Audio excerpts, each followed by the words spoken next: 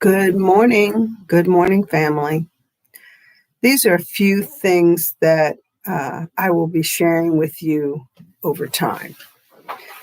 It will include meditation and prayer, breath, health thought, um, financial intelligence, and investment thought.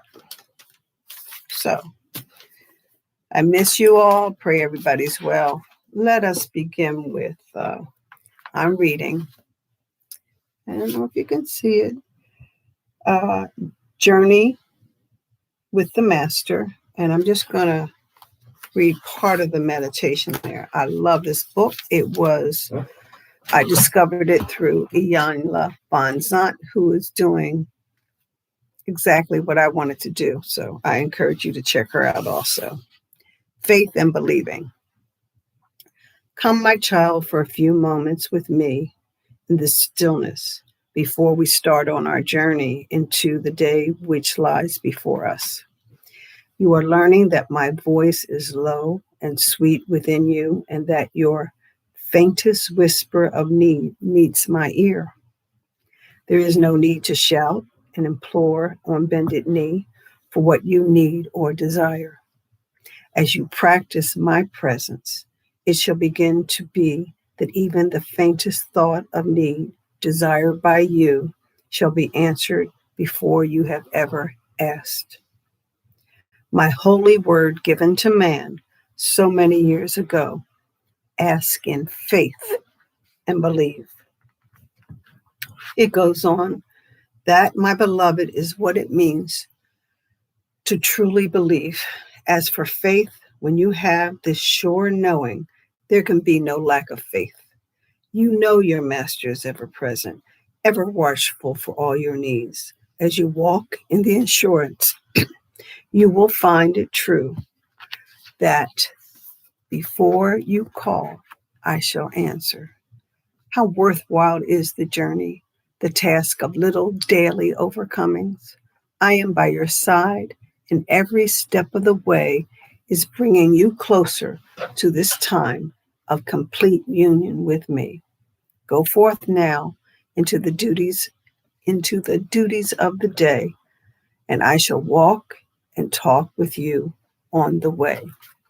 The Way of the Master is by Eva Bell Werner. I love this book. Another book I'm reading, and these are part of the tools that I use in the morning. You know, we have scripture, we have Bible, and that's a really amazing first turn to tool. But these books have helped me even understand how to walk with him quietly, always on my mind. This book is a book of grace, and it talks about the many different types of grace that we have been given in our lives, or is available to us. A lot of us don't receive the grace, and that's our challenge, the grace of acceptance, the grace of faith, the grace of silence. And I made up a little list, and I noted where I got it from, of the various types of grace that we find on our journey. This book, Intimate Conversations with the Divine by Carolyn Myss, has been, it's a book I wanted to write. And I got, matter of fact, I ordered it before it had actually gone to press. But when I heard about it, I said, if I could write a book, this would be the one that I would write. It talks about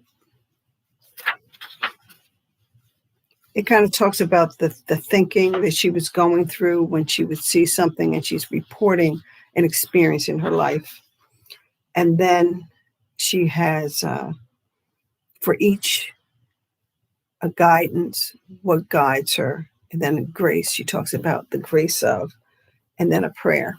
So I'm just we're in the quiet of devotion, chapter or thought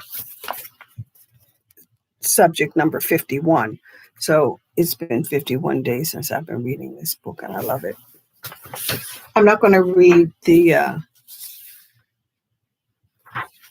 where she goes into a longer description of how she sees or how she saw this particular grace, but it is the grace of devotion. And I'm just going to read when she describes what this grace is.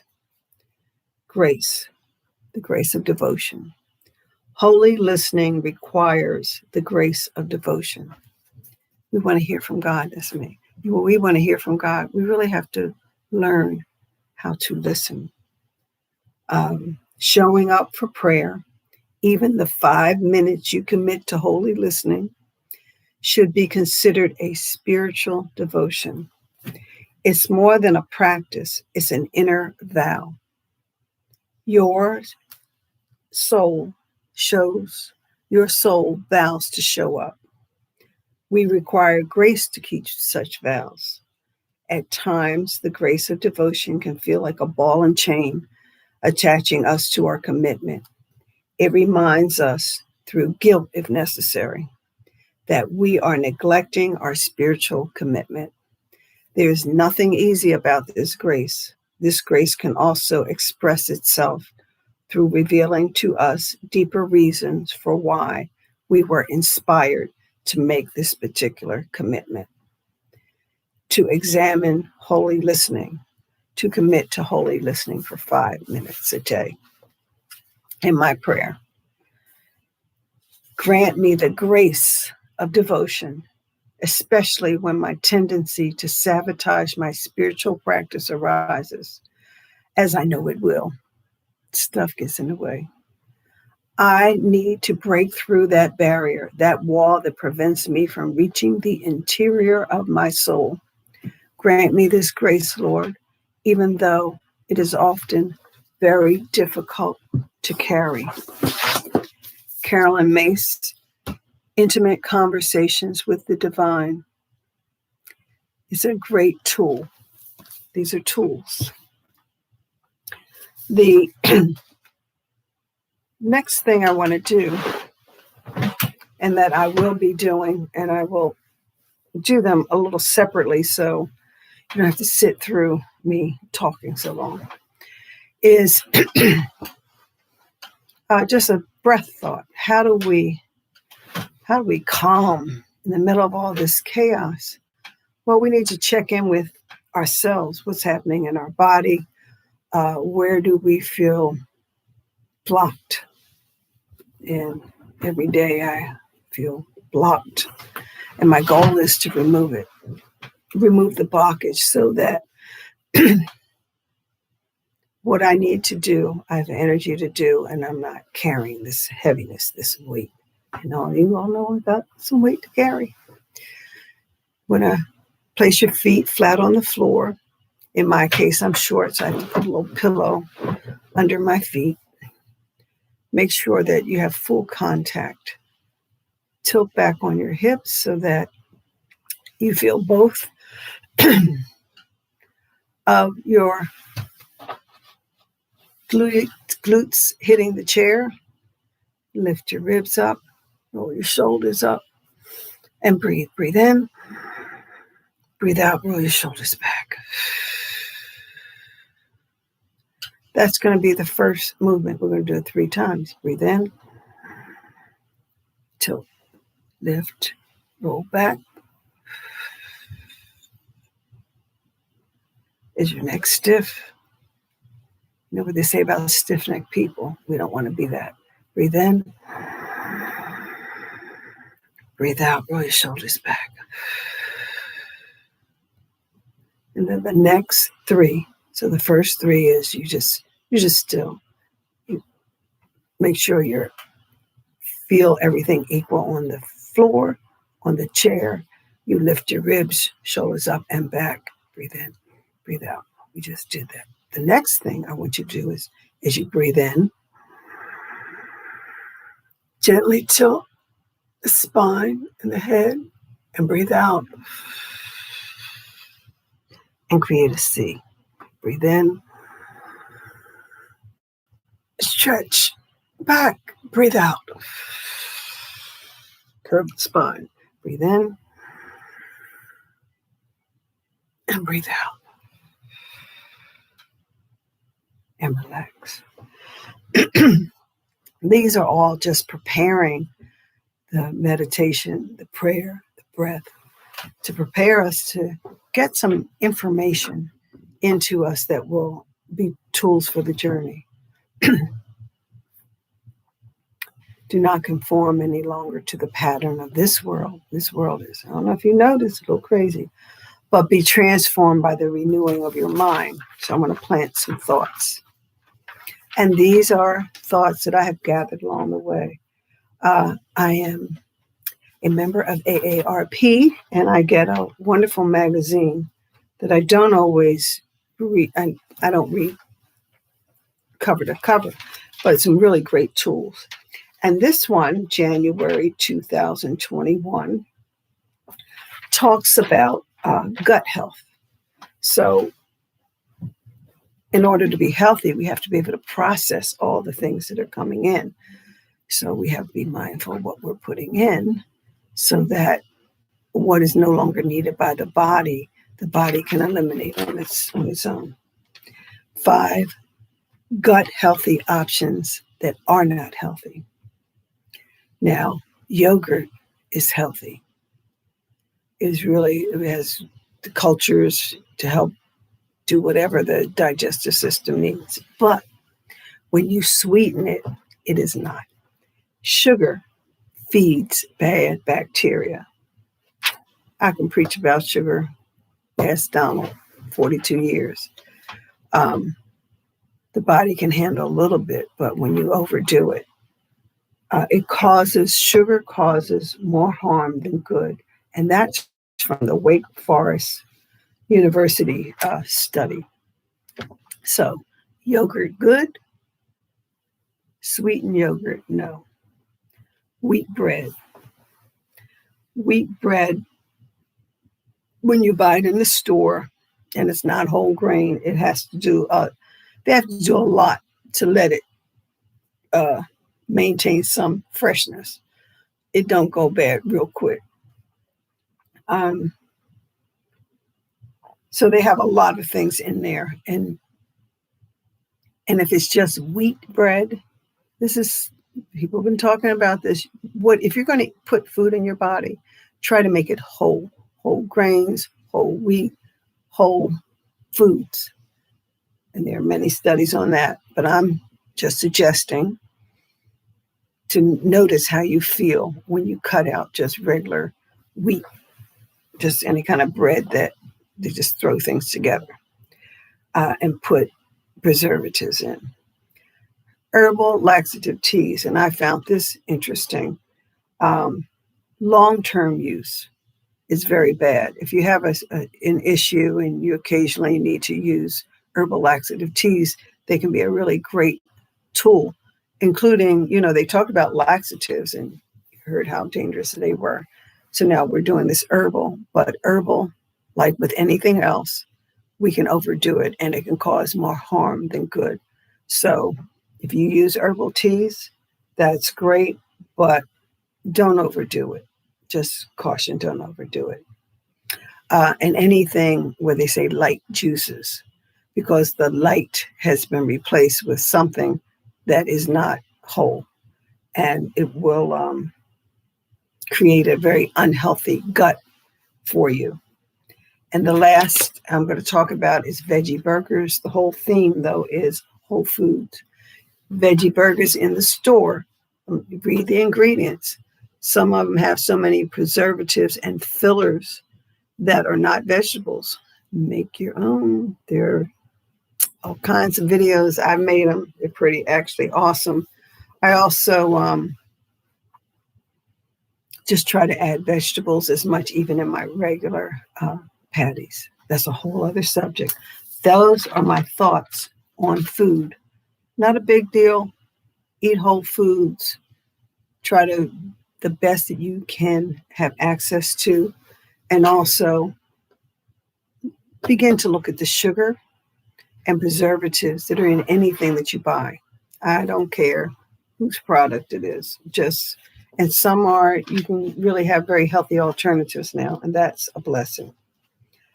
And finally, I am beginning today to teach a financial intelligence course to a group of women. I have been asked to teach. The information that I will be using, the tools, are from the, from the CFPB, Consumer Financial Protection Bureau. I will be working with Module 4. Module 4, I will be beginning with this group, and it's called Behind on Bills, Start with One Step. And this is the theme of everything that I'm doing here. We're going to take it step by step. If we can make very small changes, just little changes, one by one, in different areas of our life, we can take on one, or we can try to just be mindful of all the things that we need to do to live a strong, healthy, secure, safe life. Okay, so Behind on Bills, Lesson 1. And I actually have written out a lesson plan. If you have any desire, just write me and I'll send you my lesson plan. But also, you can go online to the Consumer Financial Protection Bureau and look under your money, your goals, and you can get all kinds of materials from there. But I really don't think you need to, but if you want, the materials are available. First, you have to ask the question for today, for the financial question for the day. The challenge is, where does all my money come from? Now, this tool that they give in this book will give you a total picture of your income and financial resources. Your income, money that actually comes to you, and just other resources that you may have. It's a tool for you to begin to remember where all your money comes from. We all think, oh, we don't have enough money. But the first question is, well, actually, how much do we really have? And to think about not only what, but when that money comes in. I have been oftentimes just work a job here, like a contractor. So I didn't have a regular income. And sometimes it was like, woo, woo, woo, woo, woo. Thank you, Jesus. And other times were, oh, help me, Lord, because there was no income. So I had to learn how to understand when my money came in and how to use it so that in those gaps, I was okay. And my family was okay. And we just want to start with the first question. How many sources of income do you have? This is it for 2 weeks. How many sources do you have? And you'll need all your pay stubs, your benefit statements, records of electronic payments from the month. Some examples of income are jobs, self-employment, seasonal work like shoveling and harvesting. And also don't forget any benefits, government benefits, disability insurance, SSI, child support, gifts, tax refunds, put that in as a big one for many, and the help that you receive from family and friends. All that you have to consider. Okay, now, those are the questions. And it's nice because you can rewind. But you have to use something, you have to chart it.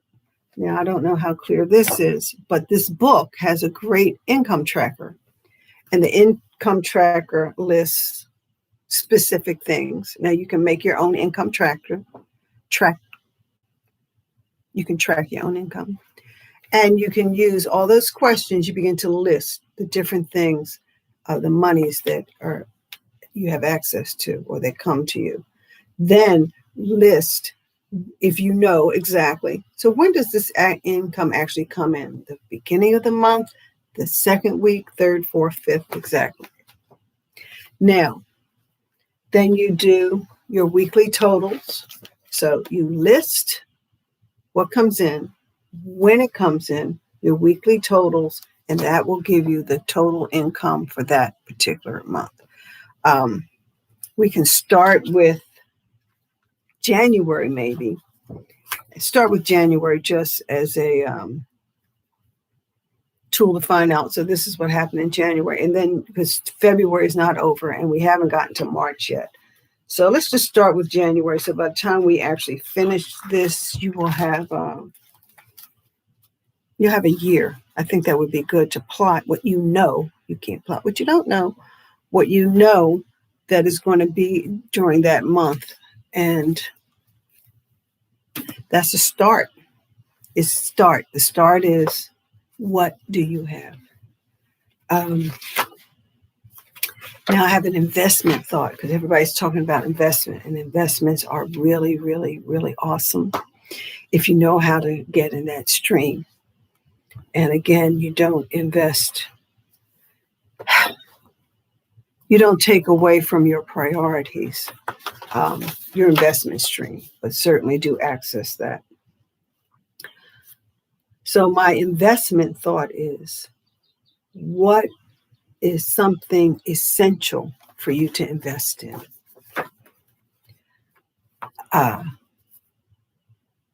Does it fit in with the priorities of what you think is essential and what you want to create and promote and put your name on in your life? What is it? Does it represent you? Does it help who you want to help? Does it give a service that you love? What are those things that you like?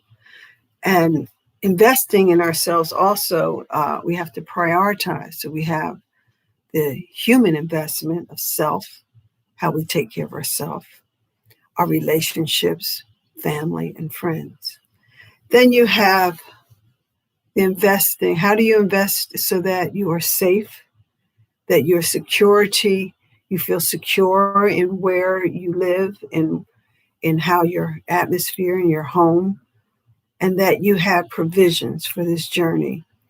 And what actually are those essential provisions that you need as you journey? And we talked about some of them, food and finances and prayer. All those are necessary. And how do we prioritize them in our daily walk? The last thought is, and I think people don't value who they are and what has been placed in them. What do you bring? What do you bring to this journey as you journey on and you meet people? Do you have time? Do you have finances, wisdom and knowledge and experience? You bring that to the table? Do you bring encouragement? Just how do you fit into where you want to begin to put yourself, your time, your money, your energy? And you have to understand your value. I think sometimes people don't fully understand that you're here and you are very valuable and you have been given specific tools and you're all a part of this. We're here together, whether we want to. We're like, who's in the boat? We're still in the boat. And we really need to develop a group, a team of people that we can confide in, can trust, a team who you see is very active and going in the direction that you want to go, a team that is beginning. Some may be, you may be in some that are just beginning. You may be in established teams, but create teams and contacts. So if you can't do it, a lot of times we think we can do it all, but point it to someone, point them in a direction to someone who is doing what they need and doing it well. And on that note, I am so very thankful God bless. I will talk to you all soon. Love you.